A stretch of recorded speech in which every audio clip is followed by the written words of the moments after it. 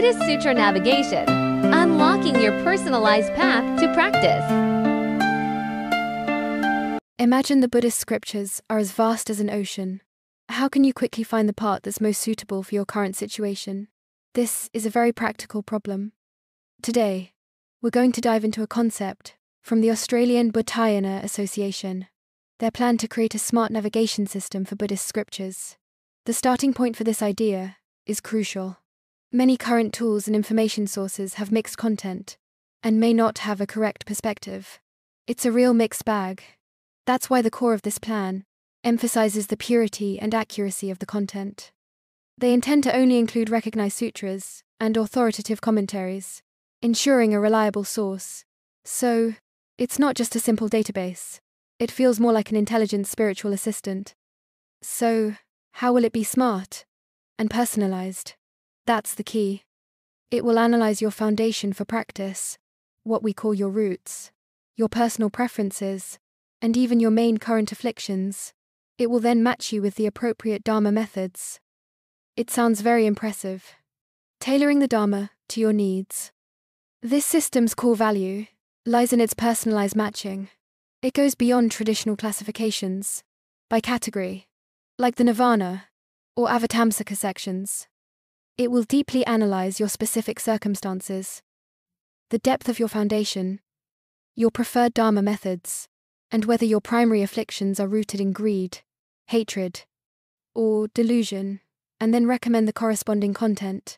It can even intelligently link relevant passages from different sutras to help you clarify your thoughts. The point about teaching according to individual capacity is particularly interesting. The documents use the example of the contemplation of impurity, a subhabhavana. How does it adjust based on different people? Can you elaborate? The contemplation of impurity is a meditation method, primarily used to counteract lust, especially carnal desire, but the specific way you practice it depends on the person. For example, for those who have already transcended coarse material desires, but may still be attached to very subtle aspects of the physical form, the system might guide them to observe the microscopic components of the body cells, microorganisms, and so on. The purpose is to break their attachment to the subtle physical form. Would the method be more direct for us in the desire realm? Yes. For people in the desire realm, the method would indeed be more direct.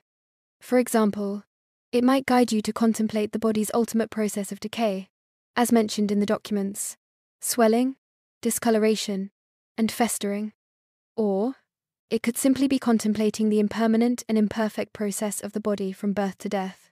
The goal is to help us recognize the true nature of the body, thereby developing a necessary sense of detachment, or renunciation. Why the emphasis on renunciation? It sounds a bit negative. Here, renunciation isn't about being pessimistic or withdrawing from the world. It's more about gaining a deep understanding of the limitations, impermanence, and imperfection of our current mind-body state, which then gives rise to the motivation to pursue a more enduring and perfect state. This is like the Vajra body of the Buddhas and Bodhisattvas, which the documents mention. It's a perfect state that transcends life, death, and material limitations, manifested through countless eons of cultivation and the accumulation of merit and wisdom. This is related to the pure wholesome causes they cultivated, which led to a perfect karmic retribution, Ipaka. This karmic retribution includes both their own state, principal retribution, and their environment, circumstantial retribution. The documents give an example of a land god to illustrate this. The quality of a piece of land, whether it's fertile or barren, can be seen as a manifestation of the merit of that land, or its protector. On a personal level, our own actions and thoughts also influence our environment. Understanding this makes it more meaningful to see how the system recommends paths to a better environment, such as the pure lands of the Buddhas, from earth to the fast lane. So, getting back to the system, how would it personalize recommendations for the well-known Pure Land Dharma doors, such as the 3 main Pure Land Sutras? It would make detailed distinctions. For example, the Amitabha Sutra is short, but its requirements are quite high. It mentions single-minded focus, which requires a high level of concentration. This may be more suitable for those who already have a certain level of practice, or have even attained the fruit of Hinayana Arhatship, with deep faith and vows. What about the Contemplation Sutra? The Contemplation Sutra teaches 16 methods of visualization, which require concentration and visualization ability. However, its barrier to entry is relatively lower, placing a greater emphasis on a foundation of secular morality, such as the 3 blessings of pure karma, the first of which includes filial piety, serving one's teachers, and cultivating the 10 wholesome deeds. So, it may be suitable for people with a good moral foundation who are willing to cultivate concentration and contemplation. And the Infinite Life Sutra? This is the longest of the 3. Because it details Amitabha Buddha's 48 great vows in his practice as a bodhisattva and describes the adornments of the land of ultimate bliss, its content is very vast. Therefore, it may be more suitable for practitioners who have already developed the bodhicitta, the mind that strives for enlightenment, for the benefit of all sentient beings. Of course, regardless of the sutra, the ability to focus the mind and have a basic foundation of concentration and wisdom are prerequisites. The system will help you find the most suitable starting point based on your specific situation. This detailed distinction is very helpful, but I'm most curious about that so-called rocket speed method. It sounds like even those who have committed very serious negative karma have a chance. Isn't that too simple? This is precisely a skillful and compassionate method of Mahayana Buddhism. It's also one of the most brilliant points in this concept. It doesn't deny the law of cause and effect, but cleverly leverages the powerful vows of the Buddhas and Bodhisattvas to provide a quick path to transformation for those in particularly difficult situations, or with heavy karmic vows. Obstacles. How does it work? In a few steps, you can understand it like this. Stop the losses. By relying on the name and vows of a Buddha like Ratnaketu, you can eliminate some serious negative karma, allowing you to at least escape the lower realms. This is like leaving the most dangerous place first. Accumulate provisions.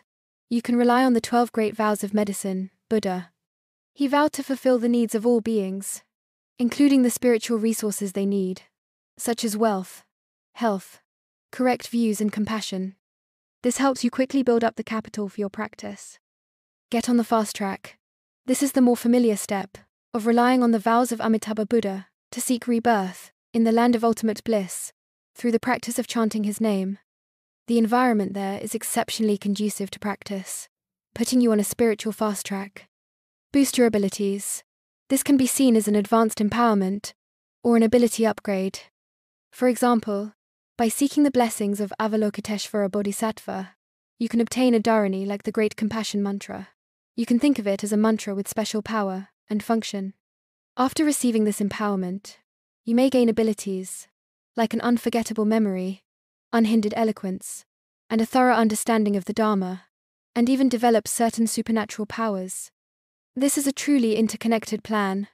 However, the documents also remind us that the ultimate goal of doing this is to quickly improve your abilities, so you can return to this Saha world, the world of endurance and suffering, to help other beings.